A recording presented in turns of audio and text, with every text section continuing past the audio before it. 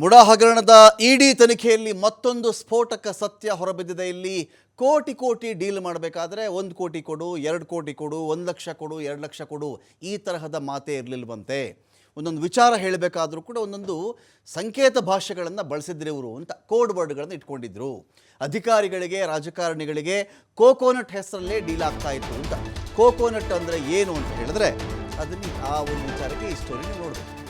Coconut ಅಂದರೆ ಅದಕ್ಕೊಂದು ಅರ್ಥ, ತೆಂಗಿನಕಾಯಿ ಅಂತ ಅಲ್ಲ. ಇಲ್ಲಿ ಕೋಕೋನಟ್ ಅಂದರೆ ಅದು ಬೇರೆ ಅರ್ಥ ಬರುತ್ತೆ. ಇಲ್ಲಿ 50 ಕೋಕೋನಟ್ ಕಳಿಸ್ಕೊಡ್ತೀರಾ ಅಂದರೆ 50 ಲಕ್ಷ ಕೊಡ್ತೀರಾ ಅಂತ, 100 ಕೋಕೋನಟ್ ಕಳಿಸ್ಕೊಡ್ತೀರಾ ಅಂದರೆ 1 ಕೋಟಿ ಕೊಡ್ತೀರಾ ಅಂತ.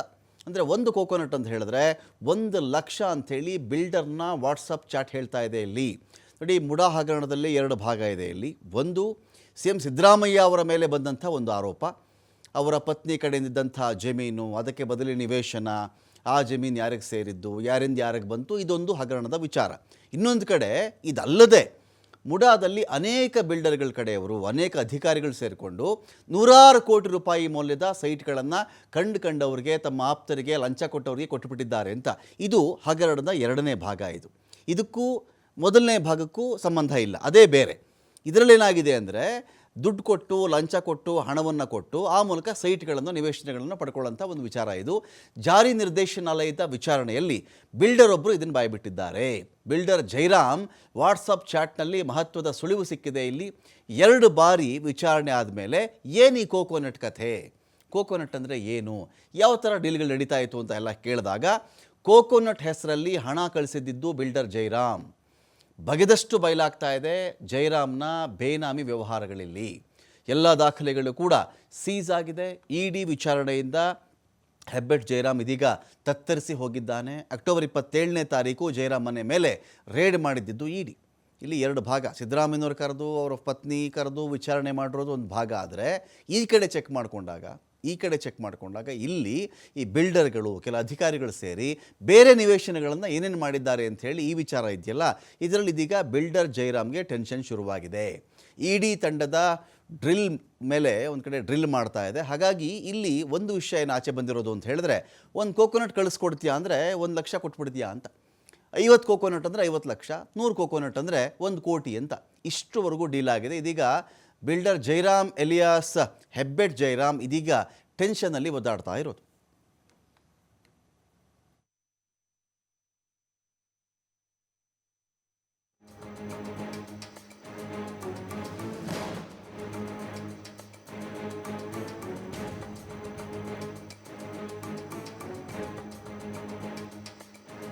ಇಡಿ ಬೇರೆ ಬೇರೆ ಆ್ಯಂಗಲ್ಗಳಲ್ಲಿ ಒಂದು ತನಿಖೆಯನ್ನು ಮಾಡ್ತಾ ಇದೆ. ಇದರ ಮಧ್ಯದಲ್ಲಿ ಇಲ್ಲಿನ ಲಂಚದ ಭ್ರಷ್ಟ ವ್ಯವಹಾರಗಳು ಯಾವ ಥರ ಇತ್ತು ಎನ್ನುವುದರ ಬಗ್ಗೆ ಕೂಡ ಇಲ್ಲಿ ಇಡಿ ಬೆಳಕು ಚೆಲ್ತಾ ಇದೆ. ಅದರಲ್ಲಿ ಕೋಕೋನಟ್ ಅನ್ನೋ ಒಂದು ಸಾಂಕೇತಿಕ ಭಾಷೆಯನ್ನು ಬಳಸಿಕೊಂಡು ಡೀಲ್ ಮಾಡ್ತಾ ಇದ್ರು. 1 ಕೋಕೋನಟ್ ಅಂತ ಹೇಳಿದ್ರೆ 1 ಲಕ್ಷ ರೂಪಾಯಿ ಅಂತ ಹೇಳಿ, ಅದರರ್ಥ ಈ ಮೂಲಕವಾಗಿ ಇಲ್ಲಿ ಲಂಚದ ವ್ಯವಹಾರ, ಭ್ರಷ್ಟಾಚಾರ ನಡೆದಿದೆ ಅಂತ ಹೇಳಿ ಇಡಿಗೆ ತಿಳಿದು ಬರ್ತಾ ಇರ್ತಕ್ಕಂಥ ವಿಚಾರ ಇದು.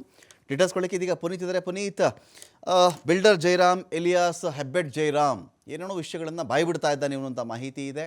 ಕೋಕೋನಟ್ ಕತೆ ಕೂಡ ಗೊತ್ತಾಯಿತು. ಕೋಕೋನಟ್ ಅಂದರೆ ಯಾರು ಬೇಕಾದ್ರೂ ಹೇಳ್ತಾರೆ ಮಕ್ಕಳು ತೆಂಗಿನಕಾಯಿ ಅಲ್ವಾ ಅಂಥೇಳಿ. ಆದರೆ ಇಲ್ಲಿ ಕೋಕೋನಟ್ ಅಂದರೆ ಇವರುಗಳ ಭಾಷೆಯಲ್ಲಿ 1 ಕೋಕೋನಟ್ ಅಂದರೆ 1 ಲಕ್ಷ ಅಂಥೇಳಿ ಸುಮಾರು ಎಷ್ಟು ಕೋಟಿಗಳ ವ್ಯವಹಾರ, ಭ್ರಷ್ಟಾಚಾರ ಈ ಥರ ಆಗಿದೆ ಅಂತ.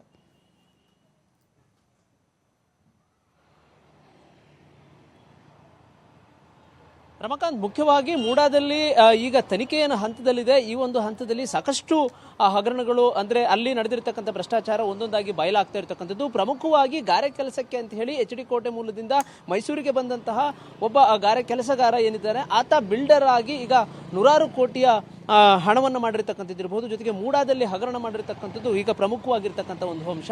ಅಕ್ಟೋಬರ್ 27ನೇ ತಾರೀಕು ಅಂದರೆ ಕಳೆದ ವರ್ಷ ಅಕ್ಟೋಬರ್ 27ನೇ ತಾರೀಕು ಇಡಿ ಅಧಿಕಾರಿಗಳು ಇದೇ ಜೈರಾಮ್ ಏನಿದ್ದಾರೆ, ಬಿಲ್ಡರ್ ಜೈರಾಮ್, ಅವರ ಮನೆ ಮೇಲೆ, ಜೊತೆಗೆ ಅವರ ತೋಟದ ಮನೆಗಳಿದ್ದಾವೆ, ಇಲ್ಲೆಲ್ಲವೂ ಕೂಡ ರೈಡ್ ಮಾಡ್ತಕ್ಕಂಥ ಒಂದು ಕೆಲಸವನ್ನು ಮಾಡಿದ್ರು. ಸತತ 3 ದಿನಗಳ ಕಾಲ ಅಲ್ಲಿ ಪರಿಶೀಲನೆ ಮಾಡುವ ಮುಖಾಂತರ, ಕಾರ್ಯಾಚರಣೆ ಮಾಡುವ ಮುಖಾಂತರ ಮಹತ್ತರವಾದಂತಹ ದಾಖಲೆಗಳಿರಬಹುದು, ಅದಕ್ಕೆ ಸಂಬಂಧಪಟ್ಟಂತೆ ವಿಚಾರಣೆಗೊಳಪಡಿಸುವಂಥ ಒಂದು ಕೆಲಸವನ್ನು ಕೂಡ ಮಾಡಲಾಗಿತ್ತು. ಇದೀಗ ಮತ್ತೆ ಇಡಿ ಅಧಿಕಾರಿಗಳು ಅದನ್ನು ವಿಚಾರಣೆಗೊಳಪಡಿಸುವ ಮುಖಾಂತರ ಯಾರ್ಯಾರ ಜೊತೆಗೆ ಈ ಒಂದು ವ್ಯವಹಾರವನ್ನು ಮಾಡಿರ್ತಕ್ಕಂಥದ್ದಿದೆ. ಇದ್ರ ಬಗ್ಗೆ ವಿಚಾರಣೆಯನ್ನು ಮಾಡ್ತಾ ಇದ್ದಾರೆ. ಇಲ್ಲಿ ಮಹತ್ತರವಾದಂತಹ ಒಂದು ವಿಚಾರ ಏನು ಒಪ್ಪಿಕೊಳ್ಳಲಾಗಿದೆ ಅಂದ್ರೆ ಗೊತ್ತಾಗಿದೆ ಅಂತ ಹೇಳಿದ್ರೆ ಅದು ಅವರ ವಾಟ್ಸ್ಆಪ್ ಚಾಟ್ಗಳು ಅಂದ್ರೆ ಅಧಿಕಾರಿಗಳು ಜೊತೆಗೆ ರಾಜಕಾರಣಿಗಳ ಜೊತೆಗೆ ಆತನ ಒಂದು ಕಮ್ಯುನಿಕೇಶನ್ ಏನಿದೆ ಇದು ವಾಟ್ಸ್ಆಪ್ ನಲ್ಲಿ ಇರತಕ್ಕಂಥದ್ದು. ಅದು ಕೂಡ ಹಣದ ವಿಚಾರಕ್ಕೆ ಸಂಬಂಧಪಟ್ಟಂತಹ ವಿಚಾರದಲ್ಲಿ ಅಲ್ಲಿ ಟೋಕನ್ ಅನ್ನೋ ಒಂದು ಅಂದ್ರೆ ಕೋಕೋನಟ್ ಅನ್ನೋ ಒಂದು ಹೆಸರಿನ ಮುಖಾಂತರ ಇವರು ಹಣದ ಒಂದು ವ್ಯವಹಾರವನ್ನು ಮಾಡಿರ್ತಕ್ಕಂಥದ್ದು ಬರುತ್ತೆ.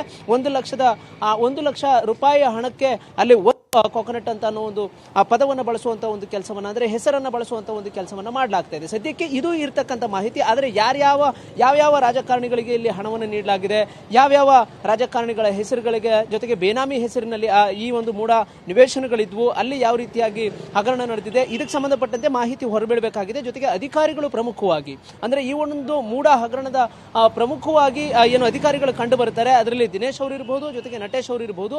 ಇವರ ವಿಚಾರಕ್ಕೂ ಸಂಬಂಧಪಟ್ಟಂತೆ ಏನೆಲ್ಲ ವ್ಯವಹಾರಗಳು ಈ ಒಂದು ಬಿಲ್ಡರ್ ಮಂಜುನಾಥ್ ಅವರ ಸಂಪರ್ಕದಲ್ಲಿತ್ತು ಇದಕ್ಕೆಲ್ಲದಕ್ಕೂ ಸಂಬಂಧಪಟ್ಟಂತೆ ಮಾಹಿತಿ ಬರಬೇಕಾಗಿರತಕ್ಕಂಥದ್ದು. ಆದರೆ ಸತತವಾಗಿ ಇಡಿ ಅಧಿಕಾರಿಗಳು ನಡೆಸ್ತಾ ಇರತಕ್ಕಂಥ ಈ ಒಂದು ಕಾರ್ಯಾಚರಣೆ ಏನಿದೆ, ಈ ಒಂದು ಬಿಲ್ಡರ್ ಮಂಜುನಾಥನನ್ನ ವಿಚಾರಣೆಗೊಳಪಡಿಸಿರ್ತಕ್ಕಂಥದ್ದು ಏನಿದೆ, ಇದು ಮೊದಲ ಹಂತವಾಗಿ ಆತ ಅಧಿಕಾರಿಗಳು ಜೊತೆಗೆ ರಾಜಕಾರಣಿಗಳ ಜೊತೆಗೆ ಹಣದ ವ್ಯವಹಾರ ಮಾಡಿರ್ತಕ್ಕಂಥದ್ದು ಈಗ ಸ್ಪಷ್ಟವಾಗಿ ಗೊತ್ತಾಗಿರ್ತಕ್ಕಂಥದ್ದು.